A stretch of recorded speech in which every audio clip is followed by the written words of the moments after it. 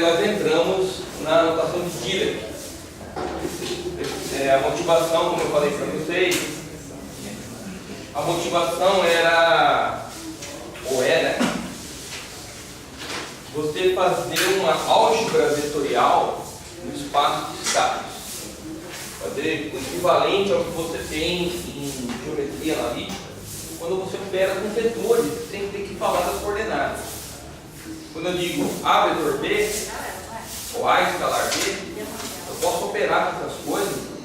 Eu aplico uma classe de gradiente, aplico um rotacional, posso operar com essas coisas, sem dizer se a minha base é cartesiana, se é coordenada esférica. Eu posso operar com esses vetores no espaço vetorial e na hora de fazer as contas eu substituo os componentes no espaço que eu quiser. Só que a mesma coisa, nós estamos introduzindo uma notação que vai me permitir operar com funções de onda, com os operadores, num espaço vetorial, que nós chamamos de espaço E. Né? E você tem também, nós apresentamos um espaço vetorial estado que possui ket, né? Nós introduzimos, como é o nome dos vetores desse espaço vetorial? São chamados de ket, apresentados dessa forma. E você tem um espaço também, que eu precisei criar um espaço dual, para poder introduzir um produto escalar, um espaço de braços, né? Que é o vetor conjugado, ou o vetor do espaço dual, associado ao ket do espaço estado. Então, semana passada nós fizemos apresentei essa ideia para vocês. E aí, o que o capítulo faz?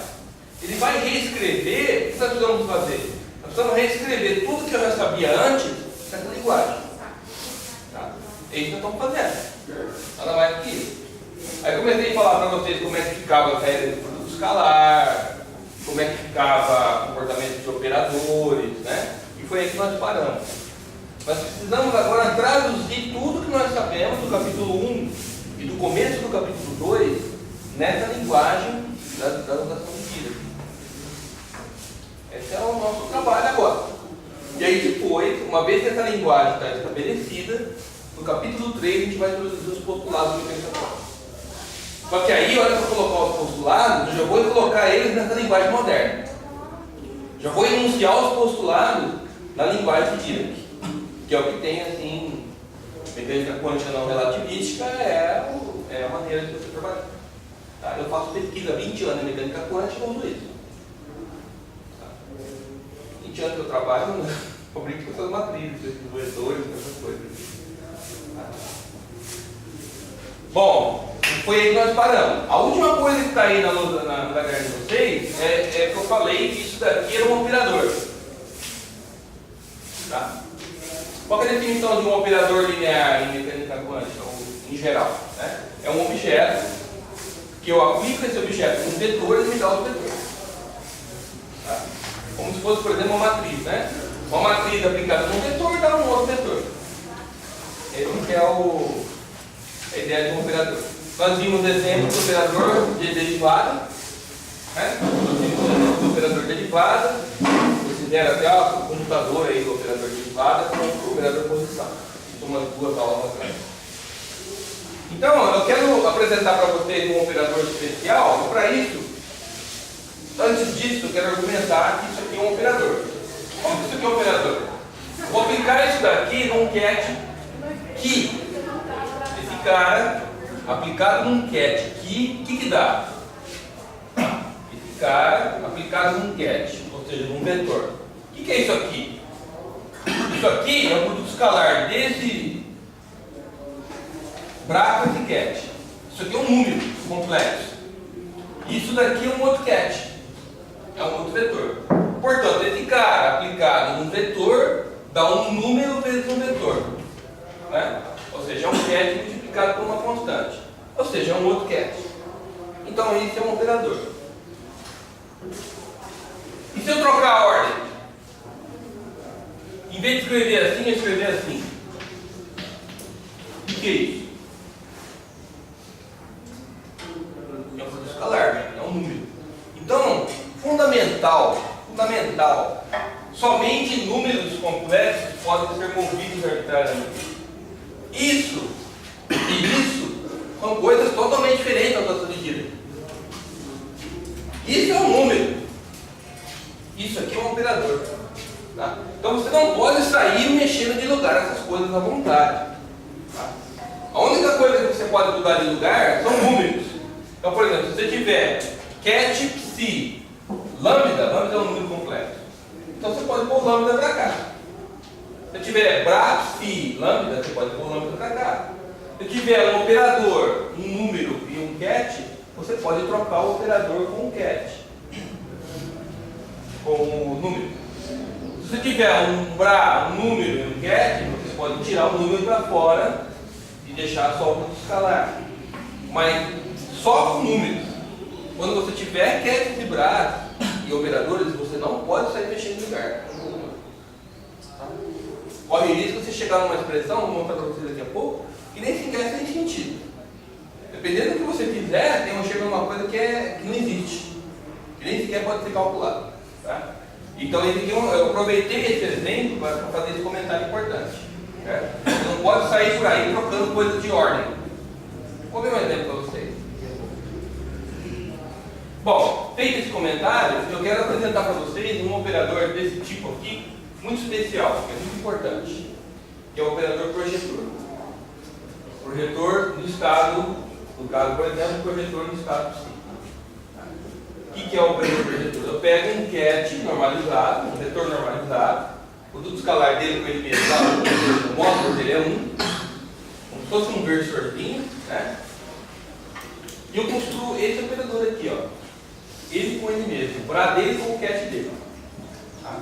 Esse cara aplicado num estado qualquer vai dar o quê? Isso aqui é um número, isso aqui é o cat.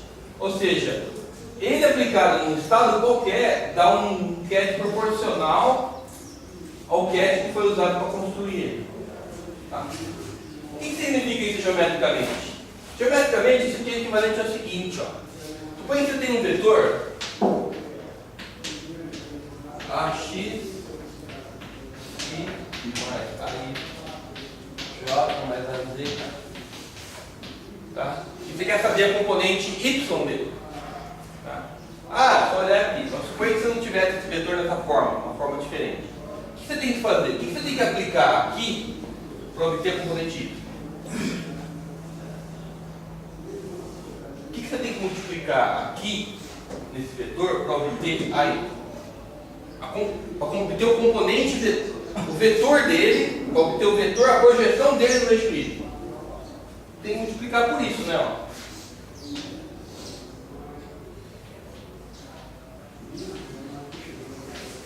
Tem que aplicar essa operação. Concorda? Se eu aplicar essa operação, eu vou ter o vetor, a parte desse vetor que está na direção Y. Por quê? Quando eu aplicar isso aqui, J vai bater no I, vai dar 0. E J escalar é 0. J escalar J dá quanto? Dá 1. J escalar J vai dar 1. Vai ficar o quê? AY e sobra esse outro J. E J escalar K dá 0. Então, esse cara aplicado no vetor dá um vetorzinho na direção de J, né? dá a componente, né? Se esse vetor estava aqui, esse cara aplicado aqui, daí. Desculpa. Então ele é um projetor. Então por isso que eu peguei, ó.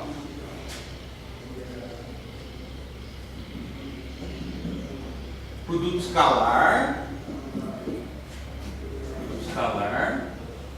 e sobra o cara. Então, esse operador, por isso ele é chamado de projetor.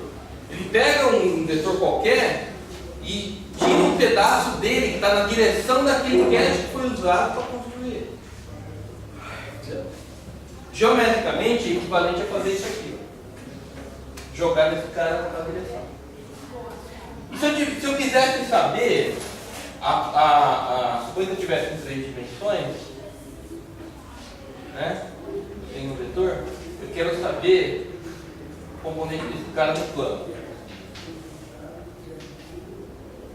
Eu quero saber quanto que é a parte desse cara no plano. O que eu teria que fazer? Eu teria que multiplicar isso aqui pelo quê? Por isso, né? Ó.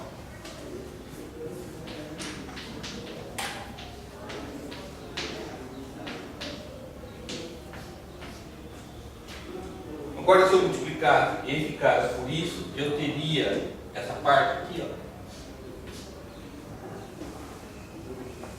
Estou projetando o quê? No plano. O que é o plano? Ele é um subespaço, né? Se eu estou num espaço de 3 dimensões, um dos planos, XY, XZ, ZY, é um subespaço. Então, fazer aquele produto é projetar o vetor. Eu posso projetar ele numa única direção ou numa sub-região do espaço. Tá? Isso chama-se de subespaço.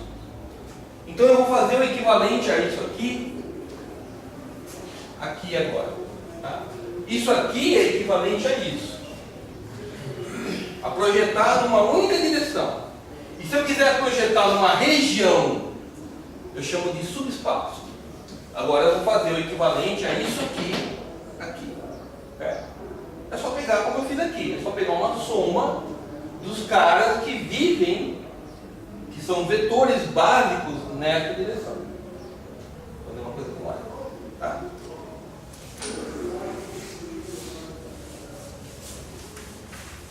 Perguntas? Perguntas, quem não veio a semana passada já complicado, né? Não correu atrás da... Se quiser perguntar, pode perguntar. Deve perguntar.